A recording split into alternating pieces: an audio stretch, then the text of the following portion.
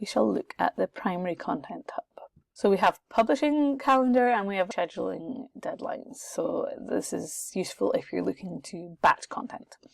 So if we go in to the regular general planner and tracker and go to content status, this is the piece of content, the idea that we came up with in the product planner. So if we open this to full size, we can see that we can link to the product database if we want, so that we know what product this is selling. So we'll select the product and it will pull through all the information that we filled in just for our information. AI cannot read this because it's not in this database. It's just like a view only.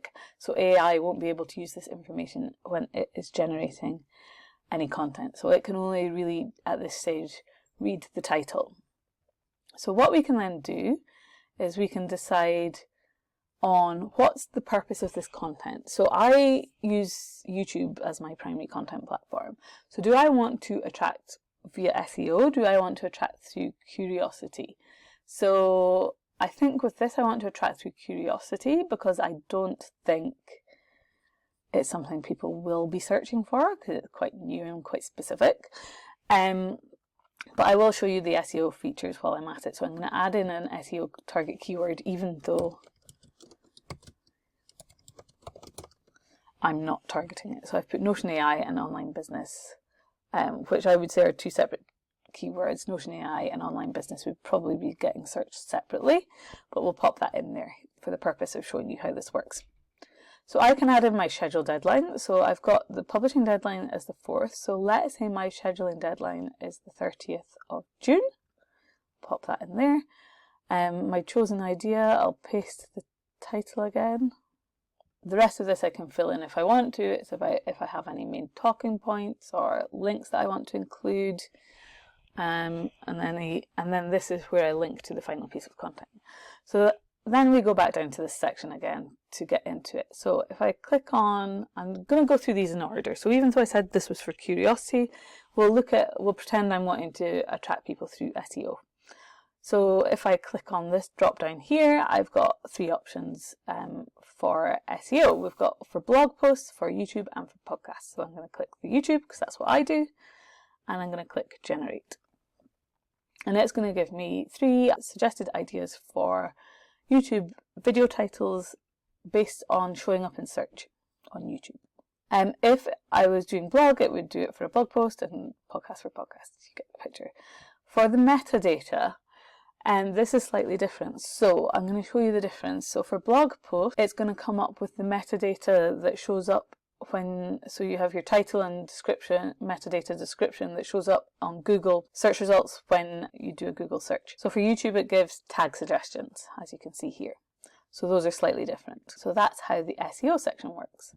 And we've got curiosity. So this is very similar, but rather than targeting showing up in SEO, it's targeting making people curious and making them want to click, being a bit more mysterious. So it just comes up with title ideas based on that. Then we have content outline, so this is kind of self-explanatory. The prompts are slightly different for each of these. So the YouTube one is much more about opening loops so that people watch till the end. Then we just have a place where you can enter in your final content.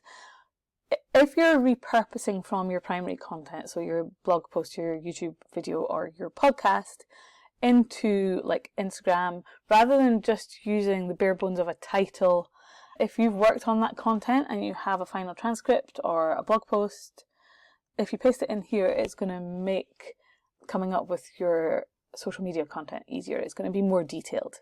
If you don't fill that in, it's going to be a bit more vague, but it's still going to spark ideas.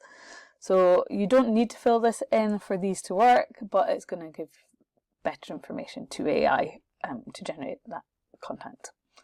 So then we have a LinkedIn generator. These all work in a similar way. So I'll just show you LinkedIn and show you what the other options are, but they all work in a similar way. So you click generate, and each of these I've asked it to suggest 3 or 4 content ideas based on the formats of content on that platform.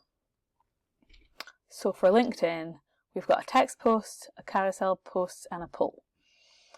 So let's just go with the text post because it's the easiest for the sake of time to transfer over. So I'm just going to copy this I wouldn't copy directly from AI. I would change and make this my own and check it makes sense. But for the sake of this, let's pretend AI is amazingly perfect and I love this idea.